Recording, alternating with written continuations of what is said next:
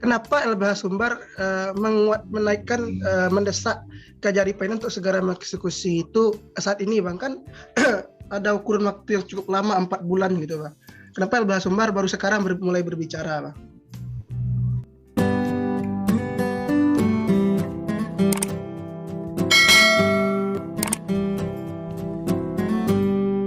Assalamualaikum warahmatullahi wabarakatuh.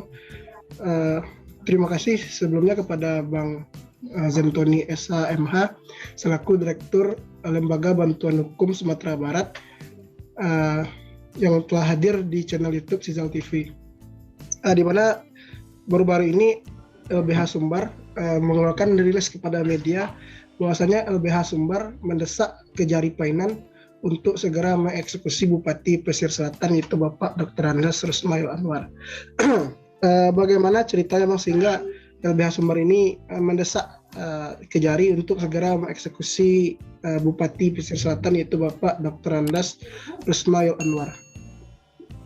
Ya, sebelumnya saya ucapkan terima kasih kepada teman-teman dari ZAL TV yang telah mengundang saya dalam acara Zoom atau webinar ini berkaitan dengan rilis yang kita kirim ke media kemarin. Itu memang benar adanya, karena kita sebagai lembaga bantuan hukum mempunyai tanggung jawab moral untuk menyampaikan hal-hal yang berkenaan dengan peristiwa-peristiwa yang terjadi di masyarakat, khususnya di Pesisir Selatan. Berkaitan dengan Bupati Pesisir Selatan, memang secara jelas dan nyata sesuai fakta hukum kasasinya telah ditolak. Maka demi hukum perkara dimaksud telah berkekuatan hukum tetap. Maka di sini kita minta kepada pihak Kejari Pesisir Selatan atau Painan untuk segera melakukan eksekusi, karena sesuai dengan pasal 270 KUHP yang melakukan eksekusi terhadap putusan pengadilan telah berkekuatan hukum tetap adalah pihak kejaksaan. Makanya itu yang kita dorong. Walaupun terbuka upaya hukum peninjauan kembali yang diajukan oleh pihak Bupati Pesisir Selatan, itu kan tidak menghalangi eksekusi. Itu di dalam pasal 268 ayat 1 KUHP. Nah, makanya atas dasar dua hal tersebut kita dorong pihak Kejaksaan Negeri Painan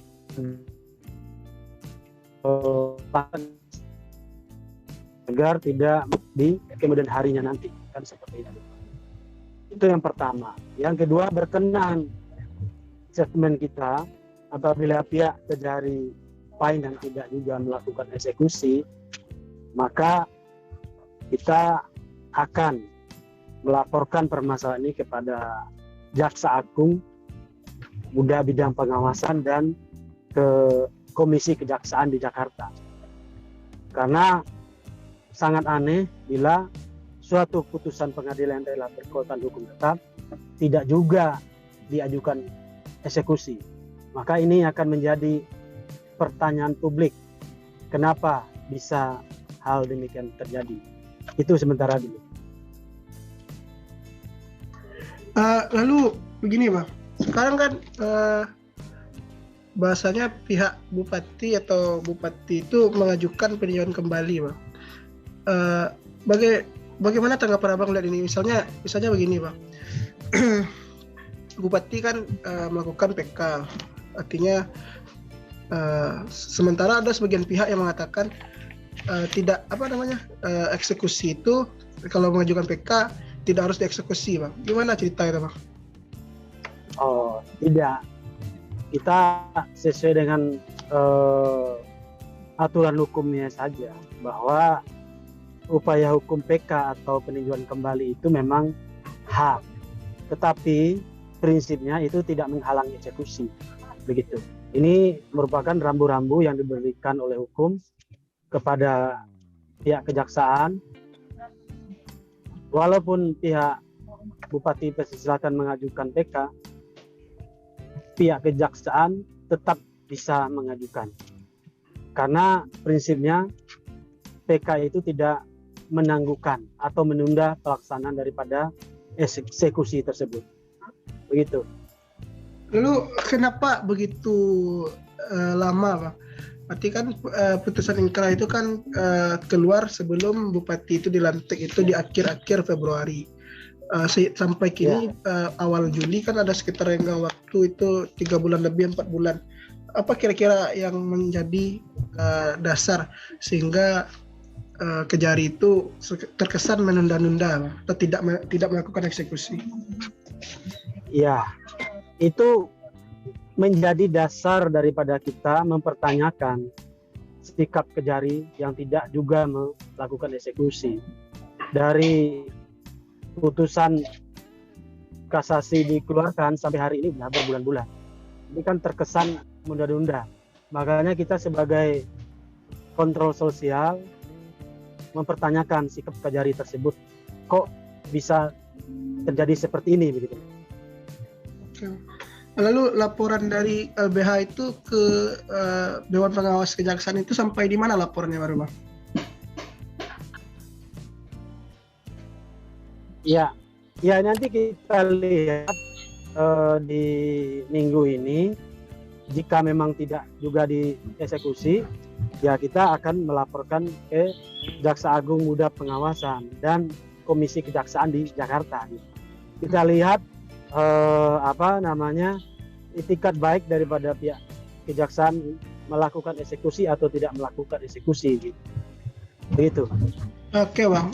Lalu sekarang kan bahwasanya keluar berita di media bahwasanya Bupati itu bersedia untuk dilakukan eksekusi, Bang. Nah, bagaimana LBH Sumbar melihat hal ini, Bang?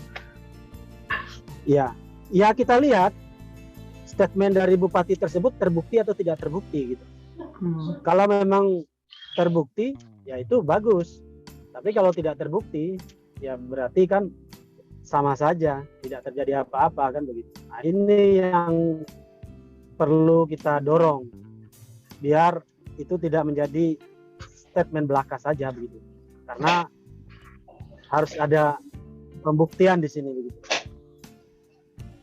Ketika Bupati itu dieksekusi, Abang lihat apa permasalahan yang akan timbul ke depan gitu? Bila tidak dieksekusi ataupun dieksekusi? Ya, ini kita kan negara hukum, ya kan?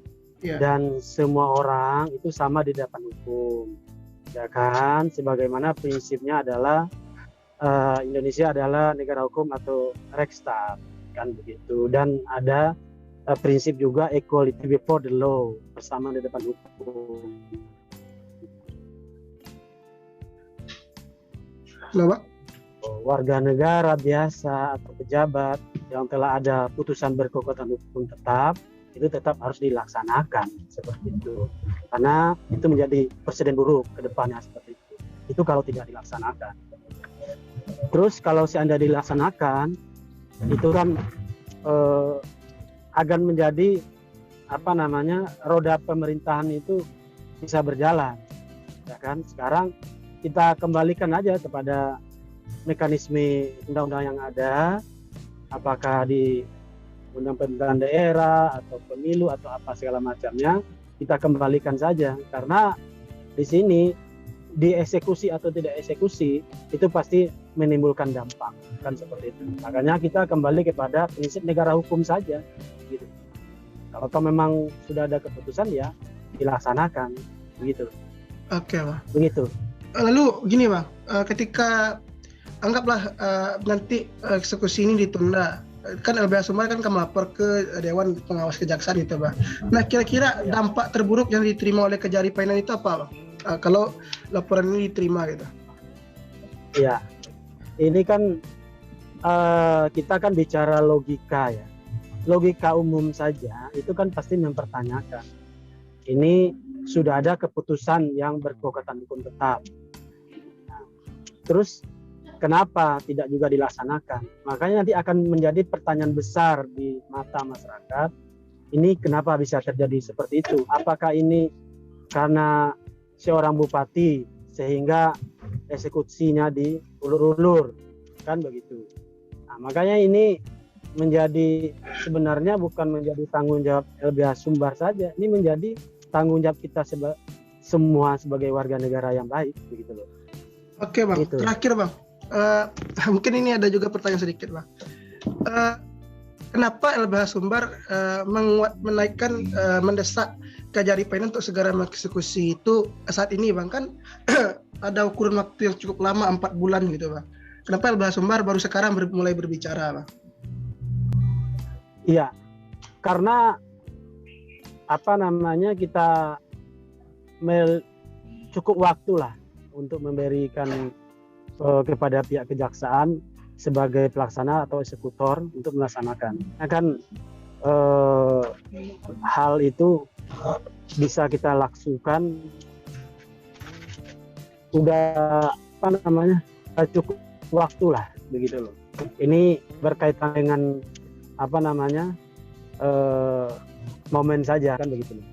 Karena dari pihak kejaksaan sudah waktunya lebih daripada cukup untuk melakukan eksekusi putusan yang telah berkekuatan hukum tetap tersebut.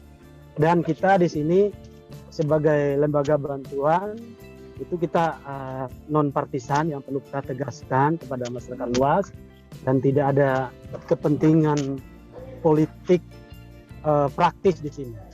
Kita bisa lihat track record daripada LBH Sumbar itu, kita tidak pernah bermain politik. Mungkin rekan-rekan atau teman-teman bisa menelusuri bahwa ketika waktu Bupati Hendra Joni masih menjabat Bupati Pesisir Selatan, kita juga beberapa kali mengeluarkan statement bahwa pembangunan kita mengkritik penghentian pembangunan SUD itu kita pertanyakan itu di level pesisir selatan. Di samping itu kita juga melakukan langkah-langkah seperti di Kota Padang, kita sempat mempertanyakan sikap Wali Kota Padang waktu itu, Mahyeldi, yang waktu itu membuka Transmart. Kita sempat juga mengajukan gugatan ke PT UN, kan seperti itu. Ini sebenarnya langkah-langkah yang dilakukan LBH Sumbar ini sebagai kontrol sosial dan non partisan, dan tidak memihak kepada kepentingan manapun, dan kita di sini murni berbicara atas nama hukum. Karena kalau hukum saja tidak kita patuhi atau tidak dilaksanakan, mau kita bawa kemana negara hukum ini? Mungkin itu. Terima kasih. Oke Bang. Begini Bang, terakhir Bang. Berapa lama sih menurut hukum bahwasanya kejaksaan itu mengeksekusi suatu putusan yang ingkrah Bang? Soal waktu itu tidak ada, cuman kan patokannya ada. Ketika putusan itu sudah diterima oleh pihak terdakwa dan pihak kejaksaan, sebenarnya bisa diskusi. Dalam praktek dengan kan putus saja itu tidak bisa diskusi. Cuman kan kadang-kadang pihak kejaksaan itu tidak percaya diri hanya berdasarkan petikan putusan. Nah, makanya rata-rata itu sampai menerima putusan dari Mahkamah Agung. Begitu. Oke, Pak. Terima kasih banyak, Pak, atas waktunya. Mudah-mudahan selamat sampai tujuan. Mungkin di lain waktu kita bisa diskusi kembali.